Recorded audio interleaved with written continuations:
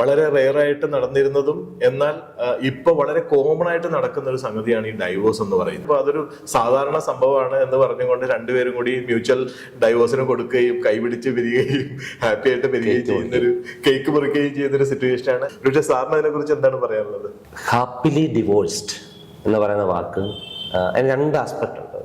Divorce ആ process ഒട്ടും ഈസിയാണ്. അതിലൂടെ കടന്നു പോകുമ്പോൾ സഹിക്കുന്ന സഹനങ്ങൾ, അവരുടെ ഫാമിലിയിൽ ആ കുഞ്ഞിലുണ്ടാക്കുന്ന വേർസ്ഫുരണങ്ങൾ, അതൊക്കെ റിയലാണ്. ഓക്കെ, ഹാപ്പിലി ഡിവോഴ്സ് എന്നത് പിന്നീട് ഡിവോഴ്സ് ആയതിനു ശേഷം അയാൾ വീണ്ടെടുക്കുന്ന ജീവിതത്തെ വേണമെങ്കിൽ ഹാപ്പിലി ഡിവോഴ്സ് എന്ന് വേണമെങ്കിൽ പറഞ്ഞോളൂ. പക്ഷേ ഡിവോഴ്സ് എന്ന പ്രോസസ്സ് ഒരിക്കലും ഹാപ്പി അല്ല, അത് പെയിൻഫുള്ളാണ്. ഞാൻ ഡിവോഴ്സിനെതിരാണോ? ഞാൻ ഡിവോഴ്സിനെതിരല്ല.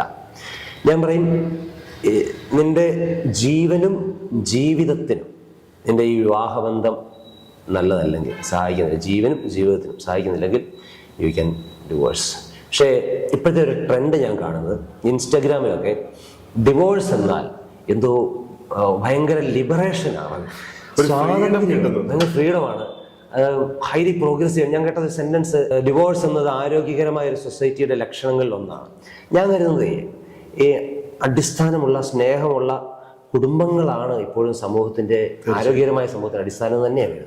ബ്രോക്കൺ ഫാമിലീസ് അല്ല, ഡിവോഴ്സ്ഡ് ഫാമിലീസ് അല്ല ഒരു നല്ല ആരോഗ്യമുള്ള കുടുംബത്തിന്റെ അടിസ്ഥാനം. ഒരു വ്യക്തി തനിക്ക് ടോക്സിക് ആയ ബന്ധത്തിൽ നിന്ന് ഇറങ്ങിപ്പോകാൻ ധൈര്യം കാണിക്കുന്നതിനെ ഞാൻ അപ്രീഷിയേറ്റ് ചെയ്യുന്നു. ആ ടോക്സിക് ബന്ധത്തിൽ നിന്നാൽ ആ വ്യക്തിയെയും അതിലുൾപ്പെട്ട കുഞ്ഞിനെയും ഇതിൽ കൂടുതൽ ബാധിക്കുന്നുണ്ടോ എങ്കിൽ അയാൾ ഇറങ്ങിപ്പോകുന്നത് തന്നെയാണ് നല്ലത്. പക്ഷേ ഇന്നത്തെ ഇൻസ്റ്റഗ്രാം ഈ ഡിവോഴ്സിന് അതിനെ പ്രോത്സാഹിപ്പിക്കുന്ന വിധം എനിക്ക് അത്രയും അപ്രീഷിയേറ്റ് ചെയ്യാൻ പറ്റില്ല. കാരണം ഈ ഒന്നോ രണ്ടോ ചെറിയ പ്രശ്നങ്ങൾ, ഉദാഹരണത്തിന് സാറേ, വിവാഹം കഴിഞ്ഞ ആദ്യത്തെ 5 വർഷം കുഞ്ഞിൻ്റെ കൂടെ ഒരമ്മയോ ഒരപ്പനോ ഡെഡിക്കേറ്റഡായി നിൽക്കേണ്ടി വരും. ആ കരിയറിൽ കുറച്ച് കോംപ്രമൈസ് ചെയ്യേണ്ടി വരും. കരിയർ വിട്ടുകളേണ്ടി വരത്തില്ല, കരിയറിലെ ഗ്രോത്തിന് ഒരു ചെറിയ തടസ്സങ്ങളുണ്ടായി വരുന്നുണ്ടാവും. അതാരെങ്കിലും ഒരാൾ ആ കോംപ്രമൈസ് ഏറ്റെടുക്കേണ്ടി വരും. ഉറക്കം നഷ്ടപ്പെട്ട രാത്രികളുണ്ടാവും. എല്ലാ വെബ് സീരീസുകളും കാണാൻ പറ്റിയെന്ന് വരത്തില്ല, ഒരുമിച്ചുള്ള റൈഡുകൾ പോകാൻ പറ്റിയെന്ന് വരത്തില്ല. ഈ സമയത്ത് എൻ്റെ ജീവിതം ഇപ്പോഴത്തെ ഇൻസ്റ്റാഗ്രാം കളറുള്ള ജീവിതം പോലെ ആകുന്നില്ല എന്ന് കണ്ട് എൻ്റെ ജീവിതം ഞാൻ കോംപ്രമൈസ് ചെയ്യുകയാണ്, ദിസ് ഈസ് ഓൾ ടോക്സിക് എന്നൊക്കെ പറഞ്ഞുകൊണ്ട് കുടുംബജീവിതത്തിൽ നിന്ന് വിട്ടിറങ്ങി പോകുന്ന മനുഷ്യൻ്റെ ഒരു ഒന്നിനോടൊപ്പത്തിലൂടെയാണ് ഈ കേക്ക് മുറിച്ച് ആഘോഷം. സംഭവിക്കാൻ പാടില്ലാത്തതാണ്. ഇത് കടന്നു പോകും, ഇതിന്റെ അപ്പുറത്തേക്ക് പോകും. ഞാനൊരു സെപ്പറേറ്റഡ് പേരന്റിന്റെ മകനാണ്. എന്നെ വളർത്തിയത് എൻ്റെ വല്യപ്പച്ചനും വല്യമ്മച്ചിയും. ഇനി അതിന്റെ എൻ്റെ ലൈഫിൽ നിന്ന് അതിനെ ഞാൻ ഉദാഹരിച്ച് പറയാം. നമ്മളെ ഒരു ഗ്രാൻഡ് പേരന്റ് വളർത്താൻ പോകുമ്പോൾ നമുക്ക് ഇഷ്ടംപോലെ കരുതലും സ്നേഹവും കിട്ടും. പക്ഷേ ജീവിതത്തിന്റെ ചില ഡിസിഷൻ മൊമെന്റ്സ് ഉണ്ടല്ലോ, തീരുമാനം എടുക്കേണ്ടി വരുന്ന മൊമെന്റുകൾ, ഒരു കോഴ്സ്, ഒരു കരിയർ. ഈ കരിയറിൽ നമ്മളെ ഗൈഡ് ചെയ്യാൻ പറ്റുന്ന ആളുകളുടെ ആബ്സെൻസ് നമ്മളെ നന്നായിട്ട് ബാധിക്കുന്നുണ്ട്. അതൊരു വലിയ പ്രശ്നം തന്നെയാണ്. എൻ്റെ ലൈഫിലെ ഒരു ഉദാഹരണം ഞാൻ പറയാം.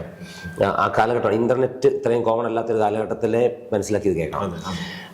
ഞാൻ ഡിഗ്രി കഴിഞ്ഞ് BSc ഫിസിക്സ് കഴിഞ്ഞ് MBA കഴിഞ്ഞ് ഞാൻ നിൽക്കുന്ന സമയത്ത് എന്ത് ചെയ്യണം, അടുത്ത സ്റ്റെപ്പ് എന്തെന്നുള്ളതിനെ പറ്റി അന്ന് ഈ കരിയർ പ്ലാനിങ്ങും പരിപാടിയൊന്നും ഇല്ല.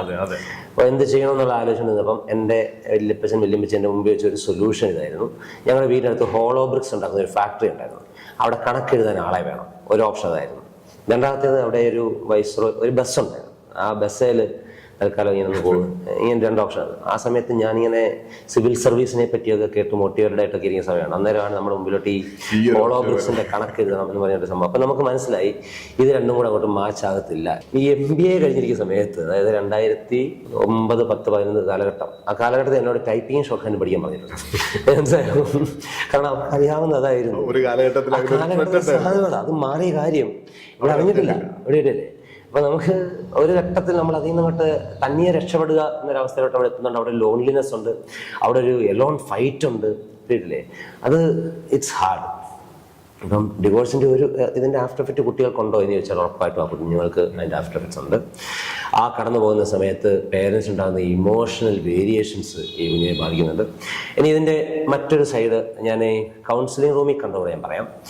സെപ്പറേറ്റഡ് ആയി കഴിയുമ്പോൾ ഈ അമ്മ അല്ലെങ്കിൽ അപ്പൻ കുഞ്ഞിനെ കൊണ്ടുപോകുന്ന ആൾ ഇവരിലേക്ക് തൻ്റെ മൊത്തം ഇൻവെസ്റ്റ്മെന്റിനെയും, അതായത് ഇതുകൊണ്ട് ഞാൻ പരാജയപ്പെട്ടിട്ടില്ല കേട്ടോ എന്ന് പ്രൂവ് ചെയ്യാനുള്ള ബാധ്യത മൊത്തം ഈ കുഞ്ഞിന്റെ മണ്ടയിലേക്ക് അടിച്ചേൽപ്പിക്കുന്നത് ഞാൻ കണ്ടിട്ടുണ്ട്. ഓക്കെ, അവിടെ ആ കുഞ്ഞ് അതിനിരയായി മാറുന്നത് ഞാൻ കണ്ടിട്ടുണ്ട്.